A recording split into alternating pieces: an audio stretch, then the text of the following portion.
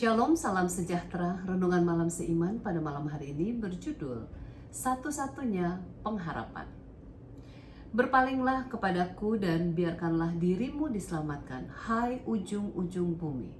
Sebab akulah Allah dan tidak ada yang lain. Yesaya 45 ayat 22. Sementara orang Israel mendapat ancaman dari Babilonia di sebelah utara, mereka justru berpaling ke selatan, kepada Mesir.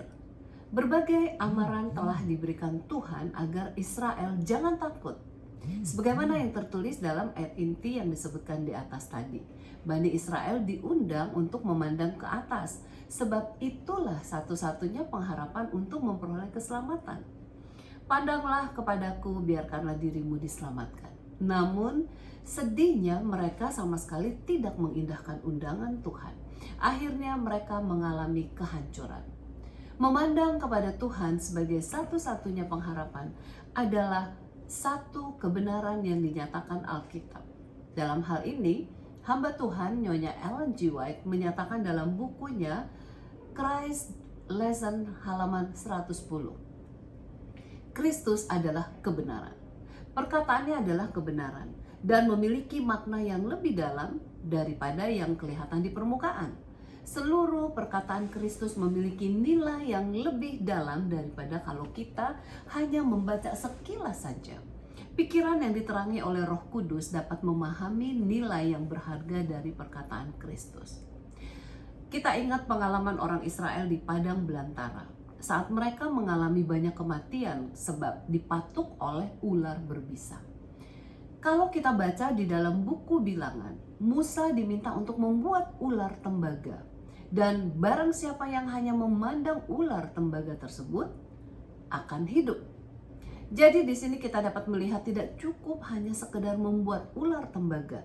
Dan juga tidak cukup bagi mereka untuk hanya percaya bahwa ular itu harus ditinggikan.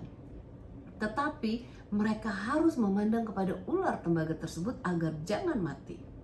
Bilangan 21 ayat 9 mengatakan, maka jika seseorang dipagut ular dan ia memandang kepada ular tembaga itu, tetaplah ia hidup. Kata memandang bukan hanya sekedar mengerling atau melihat sepintas lalu, melainkan memandang dengan penuh perhatian. Dan inilah satu-satunya perkara yang dapat meluputkan mereka dari kematian. Demikian juga Tuhan sudah sediakan keselamatan untuk kita. Kepada Nikodemus, Yesus sudah berkata dalam Yohanes 3 ayat 14 dan 15. Dan sama seperti Musa meninggikan ular di padang gurun, demikian juga anak manusia harus ditinggikan, supaya setiap orang yang percaya kepadanya beroleh hidup yang kekal. Memandang kepadanya berarti percaya kepadanya.